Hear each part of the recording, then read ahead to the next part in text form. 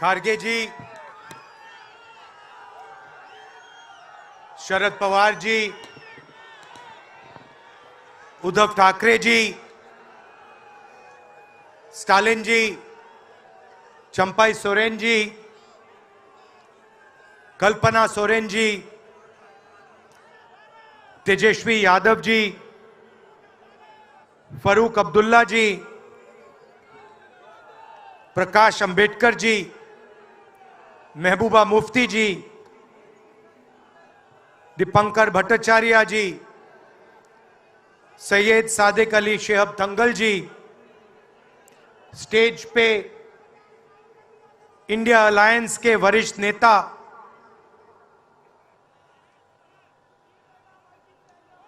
Honourable CWC members, Congress और गठबंधन के प्यारे कार्यकर्ता, भाइयों और बहनों, देशवासियों, आप सबका यहां बहुत बहुत स्वागत।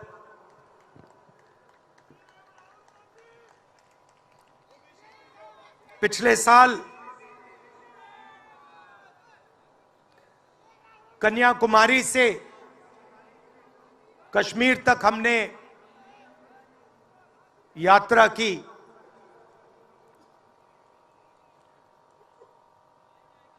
यात्रा करनी पड़ी।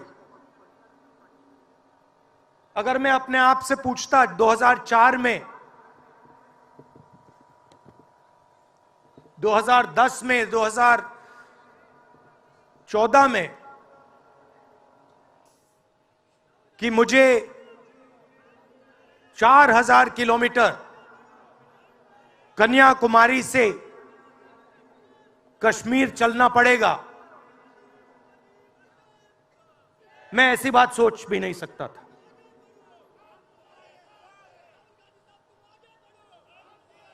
ये यात्रा, शांत हो जाएं, ये यात्रा हमें क्यों करनी पड़ी? क्योंकि देश का जो कम्युनिकेशन का सिस्टम है, चाहे वो मीडिया हो, सोशल मीडिया हो, वो आज देश के हाथ में नहीं है। जनता के जो मुद्दे हैं, बेरोजगारी, हिंसा, नफरत, महंगाई, किसानों के मुद्दे, अग्निवीर के मुद्दे, जवानों के मुद्दे, वो मुद्दे आपको मीडिया में नहीं दिखाई देंगे। तो हमने ये यात्रा करनी पड़ी क्योंकि और कोई चारा नहीं था।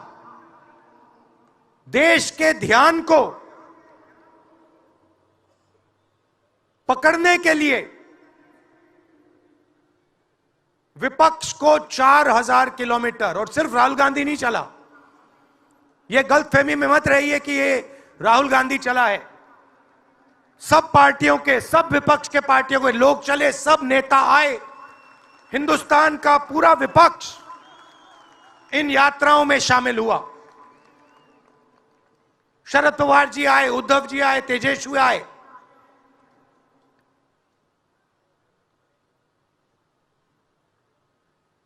सोशल मीडिया में भी आप गलतफहमी में मत रहिए। किसी ने कहा कि सोशल मीडिया एक रास्ता है, सोशल मीडिया रास्ता नहीं है। उस पर भी कंट्रोल है। अमेरिका की कंपनियों पे दबाव है।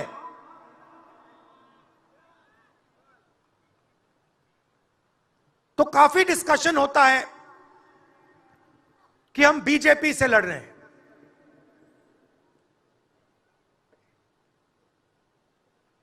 लोग सोचते हैं कि हम सब एक राजनीतिक दल के खिलाफ लड़ रहे हैं। देश भी सोचता है कि ये जो नेता स्टेज पे बैठे हैं अलग अलग पॉलिटिकल पार्टी से हैं, ये एक राजनीतिक पार्टी से लड़ रहे हैं। ये सच नहीं है, ये गलत है। हम राजनीतिक पार्टी से नहीं लड़ रहे हैं और यह समझने की जरूरत है। हिंदुस्तान के युवाओं को यह बात समझनी होगी। कोई और कहता है ये सब लोग एक व्यक्ति के खिलाफ लड़ रहे हैं, नरेंद्र मोदी के खिलाफ लड़ रहे हैं। नहीं, हम एक व्यक्ति के खिलाफ भी नहीं लड़ रहे हैं। ना हम बीजेपी के खिलाफ लड़ रहे हैं, ना हम एक व्यक्ति के खिलाफ लड़ रहे हैं। एक व्यक्ति को चेहरा बनाकर ऊपर डाल रखा है।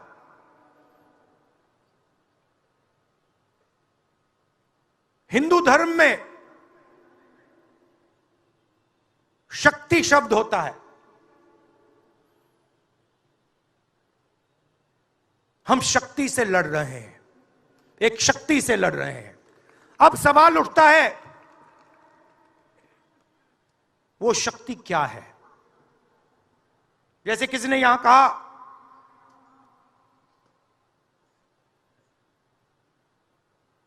राजा की आत्मा ईवीएम में है।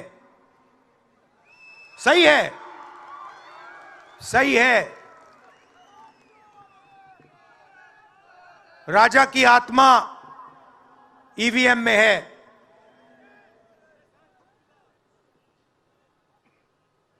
हिंदुस्तान की हर संस्था में है, ईडी में है, सीबीआई में है, इनकम टैक्स डिपार्टमेंट में है। एक वरिष्ठ नेता, नाम नहीं लेना चाहता हूं, इसी प्रदेश के एक वरिष्ठ नेता कांग्रेस पार्टी को छोड़ते हैं और रो के कहते हैं, मेरी मां से रो के कहते हैं कि सोनिया जी मुझे शर्म आ रही है, मेरे में इन लोगों से, इस शक्ति से लड़ने की हिम्मत नहीं है, मैं जेल नहीं जाना चाहता हूं। और ये एक नहीं है, ऐसे हजारों लोग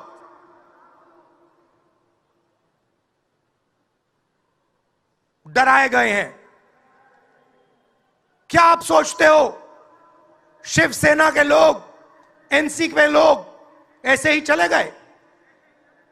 नहीं, जिस शक्ति की मैं बात कर रहा हूं, उन्होंने उनका गला पकड़कर उनको बीजेपी की ओर किया है और वो सब डर के गए हैं।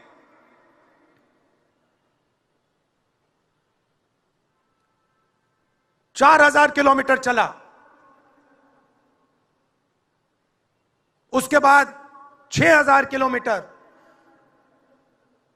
मणिपुर से महाराष्ट्र, मुंबई, धारावी।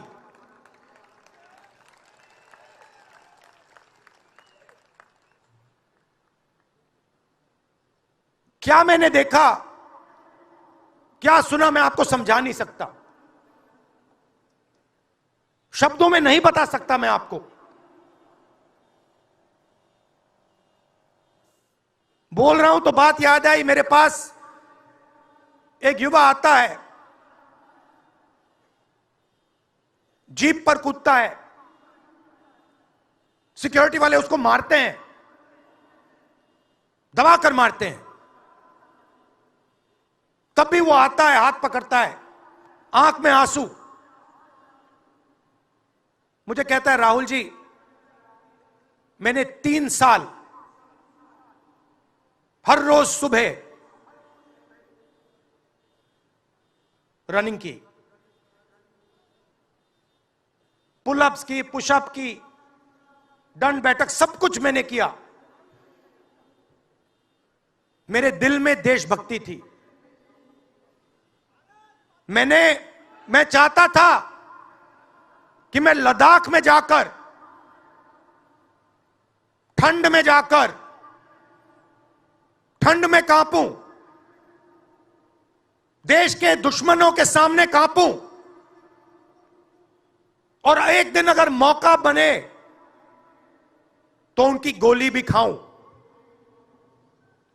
यह मैंने सोचा था। राहुल जी, अग्निवीर लागू कर दिया। मेरे देश ने मुझे धोखा दिया है। नहीं, तुम्हारे देश ने तुम्हें धोखा नहीं दिया, तुम्हारी सेना ने तुम्हें धोखा नहीं दिया, उसी शक्ति ने तुम्हें धोखा दिया है। नरेंद्र मोदी भाइयों और बहनों सिर्फ मास्क है, मुखौटा है। जैसे ये बॉलीवुड के एक्टर हैं, उनको रोल दिया गया है कि भैया आज सुबह आपको यह करना है, कल आपको यह बोलना है, परसों आप यह करोगे, सुबह उठ के समुद्र के नीचे जाओ, चलो सी प्लेन में उड़ो। 56 इंच की छाती नहीं है, खोखला व्यक्ति है।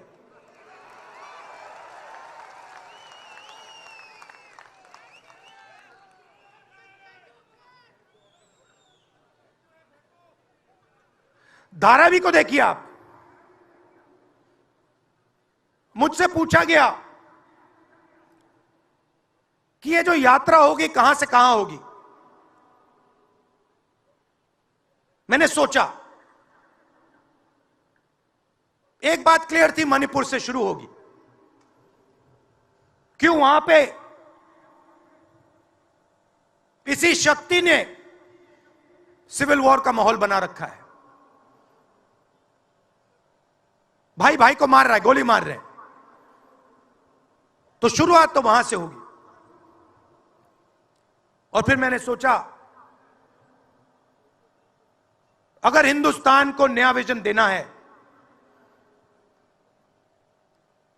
तो यात्रा धारावी में खत्म होगी। यह हुनर का कैपिटल है, हिंदुस्तान के टैलेंट का, स्किल का, हुनर का कैपिटल है। और इनको यहीं से, मुंबई से, इनके घरों से वही शक्ति इनको उठाकर बाहर फेंक रही है।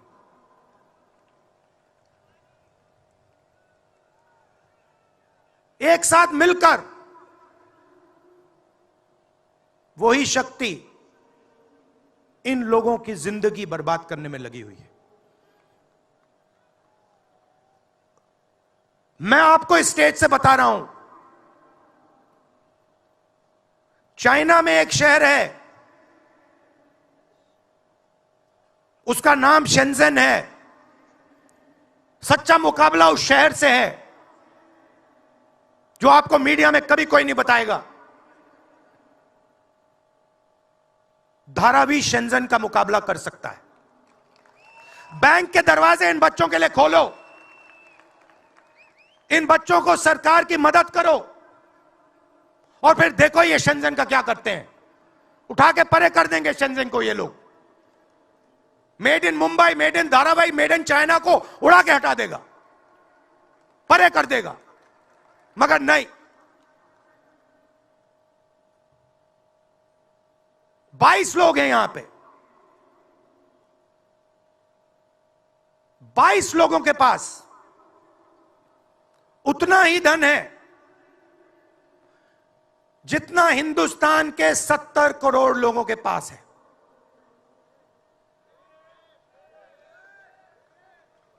हिंदुस्तान में इंटरनेशनल एयरपोर्ट खुलवाने के लिए साल लग जाते हैं। 10 दिन में शादी के लिए इंटरनेशनल एयरपोर्ट खुल जाता है। वो ठीक है, कोई बड़ी बात नहीं है। अगर 10 दिन में शादी के लिए खुल जाता है, वो ठीक है, करना है करो, मगर बाकी हिंदुस्तान में भी तो खोलो, बाकी प्रदेशों में खोलो, इन्होंने क्या गलती की है?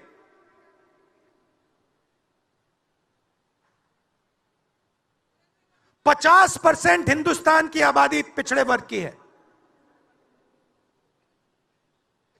15% दलित, 8% आदिवासी, 15% माइनॉरिटी, 5%, 7% गरीब जनरल कास्ट के लोग। मीडिया के मालिकों की लिस्ट निकालिए, नाम दिखा दीजिए मुझे। दलित का नाम दिखा दो, आदिवासी का नाम दिखा दो, पिछड़े का नाम दिखा दो लिस्ट में। एक नहीं मिलेगा आपको। मैं ढूंढ रहा हूं, महीनों से ढूंढ रहा हूं।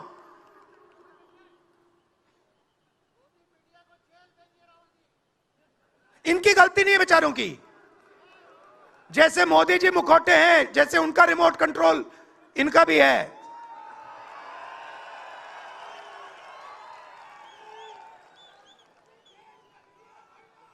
मीडिया में कोई नहीं।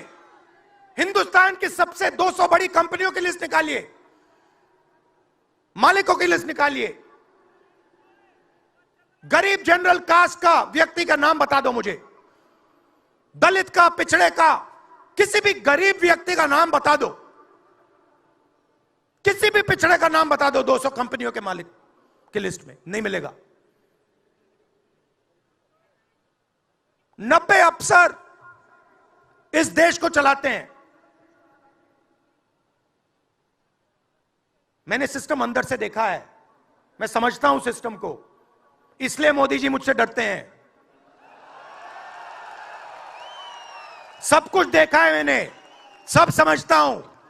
मैं अंदर बैठता था उसमें, सालों में अंदर बैठा हूं। कोई नहीं छुप सकता मुझसे, और मुझे दबा भी नहीं सकते हैं। मोदी जी को दबा सकते हैं तो 90 लोग हैं, उसमें 3 पिछड़े हैं, 3 दलित, 1 आदिवासी। फर्स्ट जनरेशन गरीब जनरल कास्ट का मुझे दिखा दो, उसमें 1 नहीं मिलेगा। बजट में 100 रुपए खर्च होते हैं,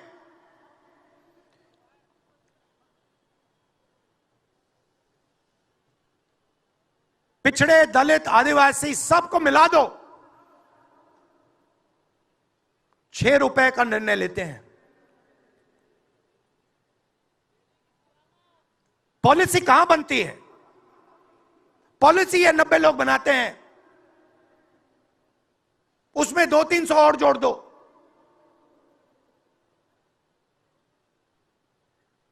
उसमें 50-60 अरबपति जोड़ दो।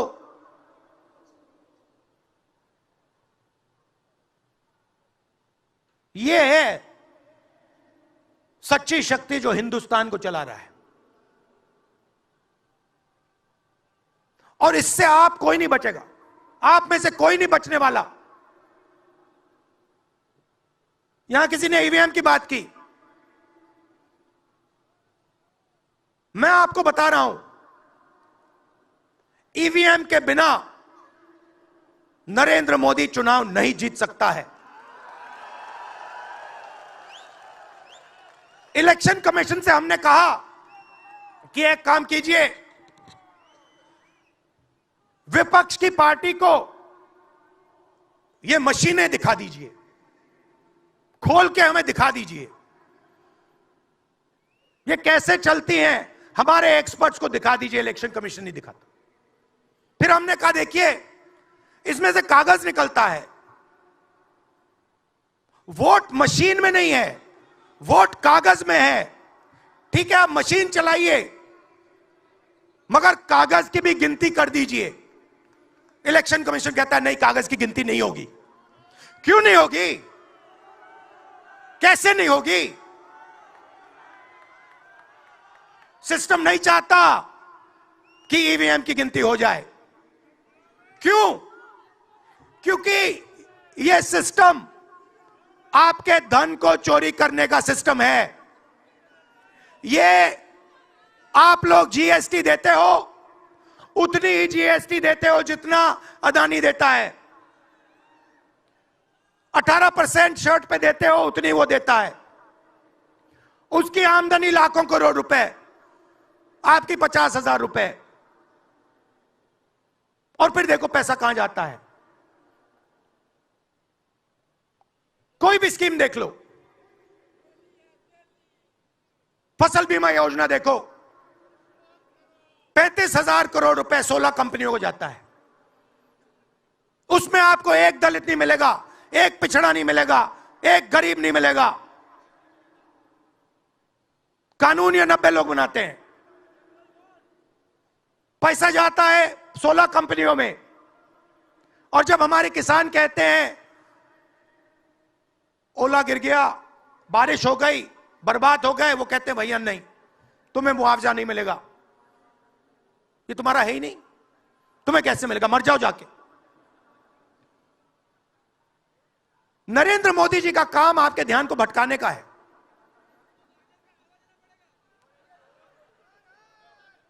कभी आपसे कहेंगे देखो देखो चाइना की ओर देखो, पाकिस्तान की ओर देखो। कभी मोबाइल फोन की लाइट ऑन कर देंगे, थाली बजाओ।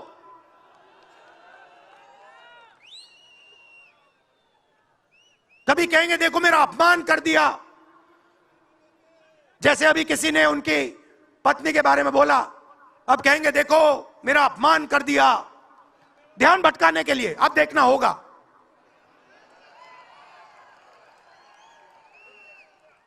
मगर यात्रा में यह सब साफ दिख जाता है, दर्द दिख जाता है, दुख दिख जाता है।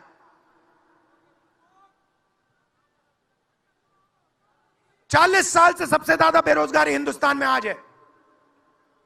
मीडिया में आपको एक मिनट के लिए नहीं दिखता।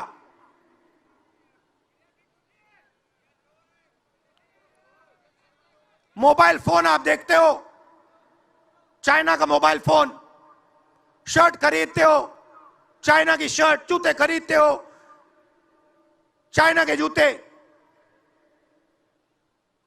चाइना के युवा को फायदा हो रहा है, और किसको फायदा हो रहा है? और किसको फायदा हो रहा है? यह आपने कभी पूछा अपने आप से? जब चाइना का यहां माल बिकता है, सिर्फ चाइना को फायदा नहीं होता, हिंदुस्तान के अरबपतियों को भी फायदा होता है भाई और बहनों। इसलिए धारावी को कभी उठने नहीं देंगे। इसलिए धारावी को यह सरकार कभी सपोर्ट नहीं दे सकती।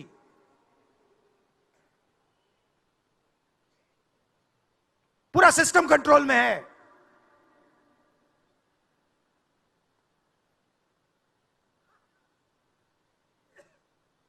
जब इनकी पहले सरकार आई, मैं आपको दिल की बात बताता हूं, पहले इनकी सरकार आई, अरुण जेटली मेरे पास आते हैं,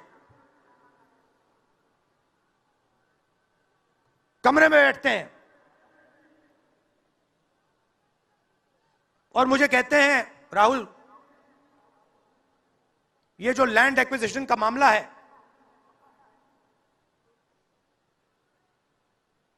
तुम इस पर मत बोलो।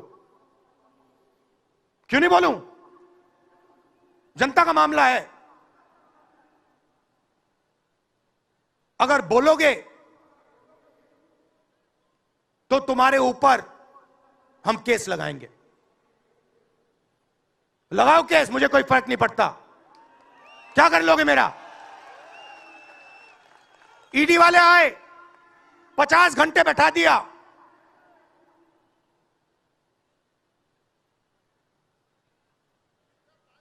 अंत में पता है क्या बोलता है ईडी का अफसर? मुझे पता है क्या बोलता है? कहता है राहुल जी, आप किसी से नहीं डरते हो, आप नरेंद्र मोदी को हरा सकते हो।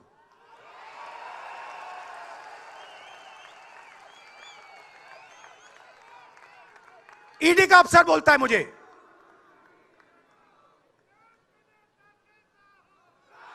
मगर मैं राहुल गांधी नहीं हूं। आप ये मत सोचो कि मैं राहुल गांधी हूं। आप ये मत सोचो कि उद्धव ठाकरे हैं। ये नहीं है, ये हिंदुस्तान की आवाज है। आप देखिए, हर प्रदेश से यहां लोग बैठे हैं। हर व्यक्ति ने अपनी यहां बात रखी। स्टालिन जी ने अपनी बात रखी, सोरेन जी ने अपनी बात रखी। ये हिंदुस्तान बोल रहा है। नरेंद्र मोदी जी की मीटिंग देखिए, वहां सिर्फ एक व्यक्ति बोलता है।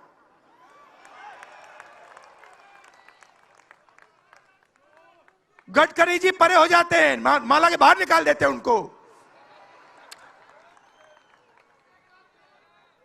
इसलिए हमने इसको इंडिया गठबंधन नाम दिया है। ये हिंदुस्तान की रक्षा कर रहा है। ये सब लोग डरे नहीं हैं। ये सब लोग उसी सिस्टम का मुकाबला कर रहे हैं। आज नरेंद्र मोदी के पास भ्रष्टाचार की मोनोपोली है।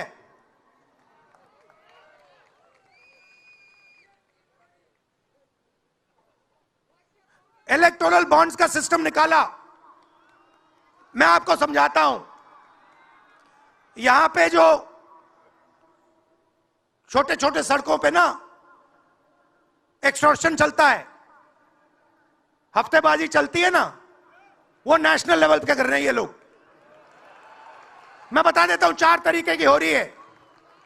एक, पहले ये कॉन्ट्रैक्ट देते हैं, सरकार कॉन्ट्रैक्ट देगी और सीधा परसेंटेज लेगी। इलेक्टोरल बॉन्ड देख लीजिए, उसमें साफ है। कंपनी को कॉन्ट्रैक्ट मिलता है, उसके एकदम बाद वो बीजेपी को हफ्ता देना शुरू कर देती है। दूसरा, सीधा एक्सटॉर्शन। ईडी सीबीआई भेज देंगे।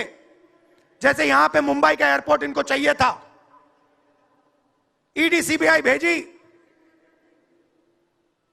एयरपोर्ट किसी और को पकड़ा दिया। सीधा एक्सटॉर्शन। तीसरा, शेल कंपनी। जैसे यहां भी किसी ने कहा, अंबेडकर जी ने कहा, कंपनी की प्रॉफिट ही नहीं है और उससे ज्यादा पैसा वो बीजेपी को दे रही है। और चौथा, कॉन्ट्रैक्ट देने के पहले पैसा दो, कॉन्ट्रैक्ट लो। देखिए, मैं आपको एक बात कहता हूं, यहां मुंबई में किसी भी गुंडे को आप सीबीआई, ईडी और इनकम टैक्स पकड़ा दो, ठीक है? वो हो रहा है, वो ही हो रहा है। एक व्यक्ति ने इनको पकड़ रखा है, उनके पीछे एक और शक्ति है, वो कह रही है भैया आप देखो, हमें ये एयरपोर्ट चाहिए। आपका एयरपोर्ट मुंबई का एयरपोर्ट है ना, आपने तो देखा। सीबीआई की इंक्वायरी हुई और उसके एकदम बाद मुंबई एयरपोर्ट अदानी जी को मिल गया। तो मैं आपसे कह रहा हूं कि इससे आपका नुकसान हो रहा है। नोटबंदी की, जीएसटी लागू की, जो हिंदुस्तान का रोजगार का सिस्टम था उसको खत्म कर दिया। चाहते हैं कि यहां सिर्फ 20-25 कंपनियों का राज हो। चाहते हैं कि ये जब छोटा धंधा चलाते हैं, सब्जी बेचते हैं, छोटे छोटे दुकानें चलाते हैं, चाहते हैं कि ये सब खत्म हो जाए। और एक के बाद एक इनको खत्म कर रहे हैं। स्मॉल और मीडियम मैन्युफैक्चरिंग जो है उसको सबको खत्म कर रहे हैं। यही लोग तो चाइना का मुकाबला कर सकते हैं। जो स्मॉल और मीडियम इंडस्ट्री है वही तो चाइना का मुकाबला करेगी, वही तो देश को रोजगार देगी। उस नींव को उड़ा रहे हैं। और आपको खड़ा होना पड़ेगा। आपके बिना काम नहीं बनने वाला। आप हो भारत माता, आप सब भारत माता हो। और आपकी जिम्मेदारी बनती है, हमारी जिम्मेदारी है, मगर देश के युवाओं की भी जिम्मेदारी बनती है।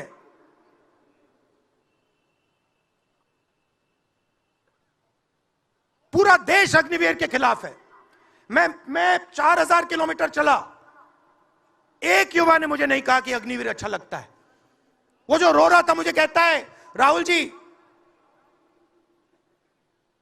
मैं नहीं जाऊंगा, मैं नहीं जाऊंगा, मैं अग्निवीर नहीं बनूंगा। और फिर मुझे कहता है, राहुल जी जहां पे पहले हम दौड़ने जाते थे वो सब खाली पड़ा है। यात्राओं से मुझे बहुत सीखने को मिला, दर्द भी हुआ, चोट भी लगी,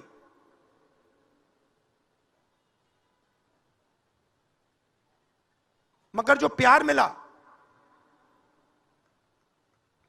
दिल से जो प्यार मिला,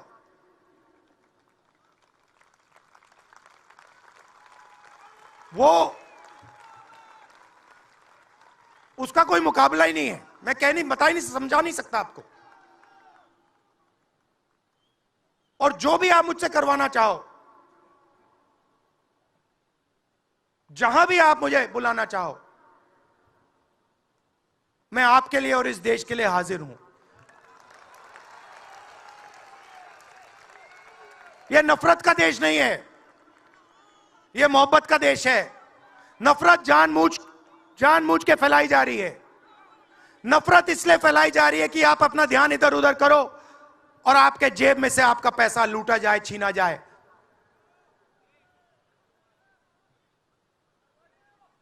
तो नफरत को नहीं फैलने दो। जैसे यात्रा से मैसेज निकला, हिंदुस्तान के दिल से मैसेज निकला, नफरत के बाजार में मोहब्बत की दुकान खोलो। ये हमारे सब महापुरुषों ने कहा है। गांधी जी ने कहा, बुद्ध भगवान ने कहा, राम जी ने कहा, यही कहा। अगर राम का, बुद्धा का एक ही मैसेज है, नफरत के बाजार में मोहब्बत की दुकान खोलो। धन्यवाद।